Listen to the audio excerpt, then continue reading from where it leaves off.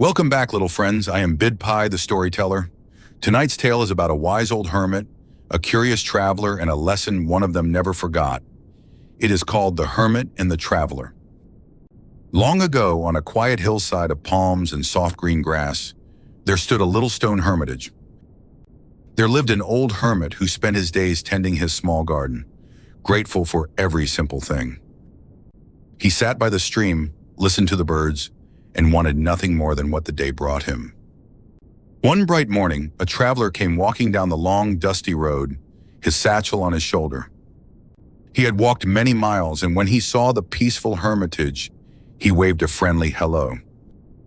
The hermit rose with a warm smile and welcomed the stranger like an old friend.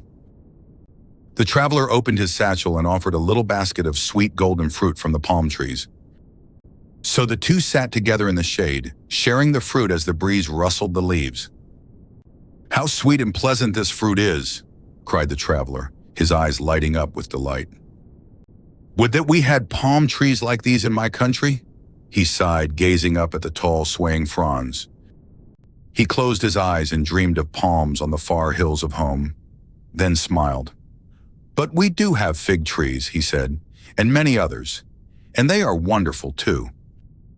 The old hermit listened and smiled gently, his eyes twinkling with quiet wisdom. "My friend," he said, "he is not lucky who spends his days longing for what he cannot have. You are truly fortunate, for your heart is content with what has been given to you." The traveler looked around, at the garden, the stream, the golden light, and slowly nodded. It was true. Then he leaned forward eagerly.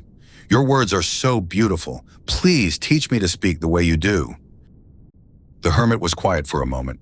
Then he pointed toward the farmyard beyond the garden and said, "Be careful, my friend. Let me tell you what happened to the crow." One day, a crow watched a hen strutting proudly across the yard.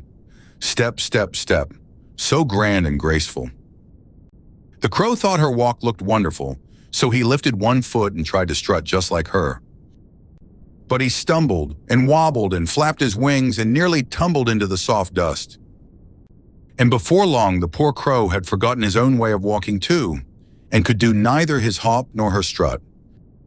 The traveler laughed softly, and then he understood. His own words, his own way, were a gift too. The two friends laughed together beside the stream as the afternoon light turned golden. When evening came, the traveler waved goodbye and set off down the road, happy and content, carrying the lesson home with him. And the old hermit sat by his garden as the sun went down, at peace, grateful for another simple, beautiful day.